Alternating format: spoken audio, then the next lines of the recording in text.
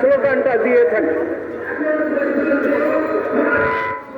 47-এর স্বাধীনতা সংগ্রামে সেদিন আমরা সরকারের গতিতে আগুন জ্বালাও আগুন জ্বালাও,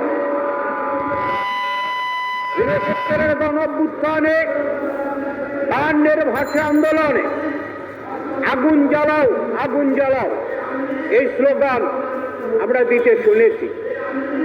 69-এর গণঅভ্যুত্থান, স্বাধীনতা সংগ্রাম, আগুন জ্বালাও আগুন জ্বালাও এই স্লোগান আমরা দিয়েছি। এখনো আজকে আমরা একই স্লোগান দিচ্ছি। এটি কেন কেন আমাদেরকে এই স্লোগান সকল সময় দিতে হচ্ছে? মৌলানা ভাসানী যে কারণে আওয়ামী মুসলিম লীগ গঠন করেছিলেন, পরবর্তীতে মুসলিম কথাটিকে বাদ দিয়ে আওয়ামী লীগ করেছিলেন, তারপরে ন্যাশনাল আওয়ামী পার্টি করেছিলেন, মৌলানা ভাসানী একমাত্র স্বপ্ন দেখেছিলেন শোষণহীন সমাজ ব্যবস্থা। এই সমাজ ব্যবস্থা কায়েমে আজীবন লড়াই করে গেছেন।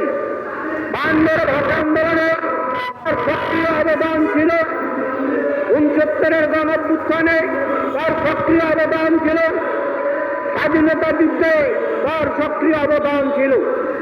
তিনি চেয়েছিলেন এদেশের খেটে খাওয়া গরিব মেহনতি মানুষ যেন দুমুঠো খেতে পায়, স্বাধীনতা ভোগ করতে পারে, সুন্দর সুখীভাবে বসবাস করতে পারে। কিন্তু আমরা যেভাবে সংবিধান রচনা করেছি, আমরা যেভাবে দেশ চালাচ্ছি, এই প্রতিটি মুহূর্তে শুধুমাত্র নিরীহ মানুষকে, গরিব মানুষকে শোষণ করার হাতিয়ারটাই ফুটে উঠতেছে। আসুন মৌলানা ভাসানীর স্বপ্নকে আমরা বাস্তবায়ন করি।